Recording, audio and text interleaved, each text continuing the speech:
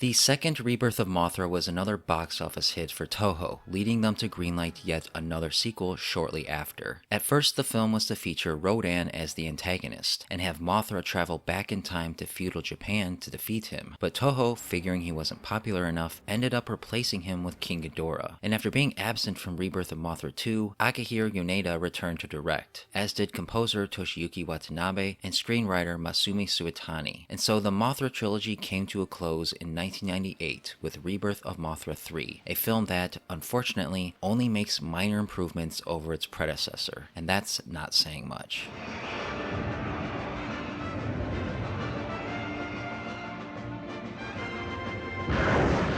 The three-headed King of Terror, King Ghidorah, arrives on Earth to destroy the planet and consume the life force of its children, forcing the Elias twins Moll and Lora to summon Mothra to save the world once again. However, Ghidorah proves much too powerful, and in a last-ditch effort, Moll sacrifices herself to send Mothra back in time to the Cretaceous period, to destroy Ghidorah before he can wreak havoc in the present, while at the same time a young boy does whatever it takes to save not only her sister Lora, but his own siblings before they are consumed by the power-hungry monster.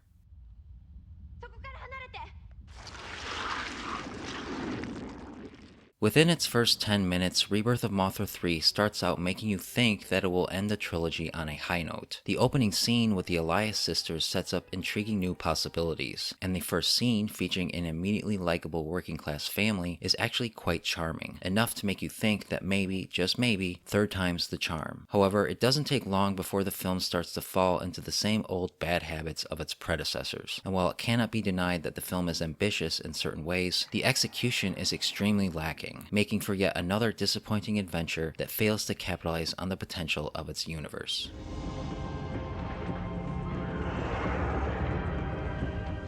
Like the previous two films, the biggest issue holding Rebirth of Mothra 3 back is its catering to children at the expense of any sense of meaning or logic. Yes, these movies are for kids, but that is no excuse for the kind of haphazard storytelling on display. This is late Showa era Gamera level filmmaking here, which is ironic considering the incredible critical surge Gamera was seeing at the same time. This is not to say that the film is complete trash. It never quite reaches the lows of Rebirth of Mothra 2, but like that film, all the compelling ideas, of which there are a lot, are wasted on empty spectacle at the expense of everything else.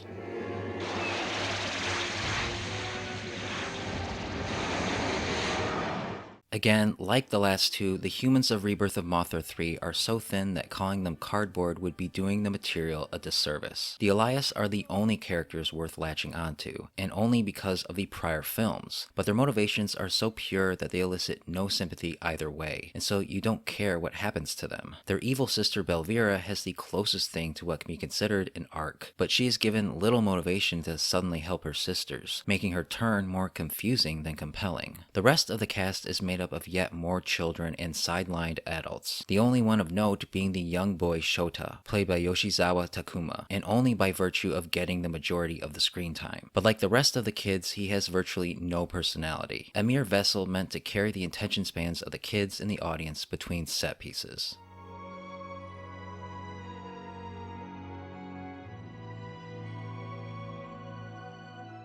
And Rebirth of Mothra 3 certainly isn't lacking in set pieces. Ghidorah makes his first appearance within the first 10 minutes, and Mothra shortly after, and from there the film bounces between action of varying degrees across multiple timelines. This sounds awesome, and with a better story it would be, but like everything else in the film, it never reaches its potential. Mothra is given yet another new form, the design and execution of which is quite underwhelming. Ghidorah on the other hand fares a little better, given another brand-spanking new design that, while pretty cool, is a little on the stiff side. The fights between them have some good moments, but like the previous films, are limited mostly to spamming beam attacks. It was fun the first time, but now it gets old fast.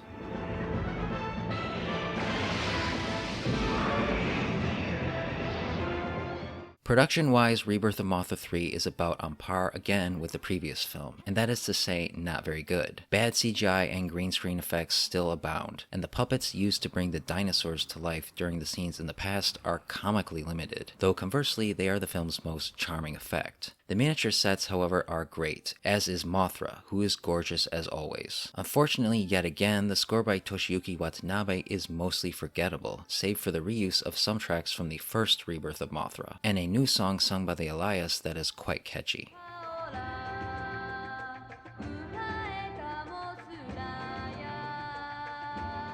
Rebirth of Mothra 3 is a disappointing conclusion to a trilogy of mostly wasted potential. While slightly more interesting thanks to a wacky time travel plot, it amounts to nothing more but more substandard monster fights interspersed with scenes of kids doing things of no substance to fill for time. On the most superficial level and with the right people, the film can be enjoyable. Otherwise, it's mostly a bore. It's really too bad, because when you stop and consider just how much potential a solo Mothra series has, there is simply no denying that this film, as well as its predecessors, is a giant missed opportunity.